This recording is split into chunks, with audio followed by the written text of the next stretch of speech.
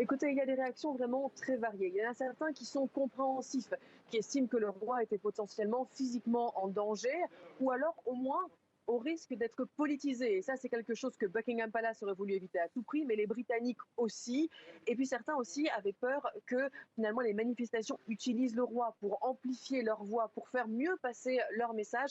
Donc ils sont pour certains soulagés que Charles III n'aille pas en France pendant cette période un petit peu compliquée. Mais il y en a certains qui sont vraiment très en colère, qui estiment que c'est absolument honteux, que c'est un manque de respect au roi d'Angleterre que de ne pas l'accueillir en France, parce que les Français, disent-ils, n'arrivent pas à contenir la colère dans leurs rues. Donc il y a des sentiments très très forts. Il faut dire aussi que les images qu'on voit des rues la nuit, par exemple, en feu, ou alors des grandes manifestations, font peur. On a vraiment parlé de toute cette colère que depuis ces derniers jours, donc quand il a été question de remettre en cause ou pas la visite du roi Charles III.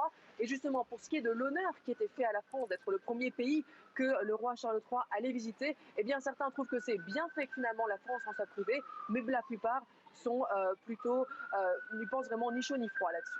Merci Marie Billon, donc en direct dans 64 minutes.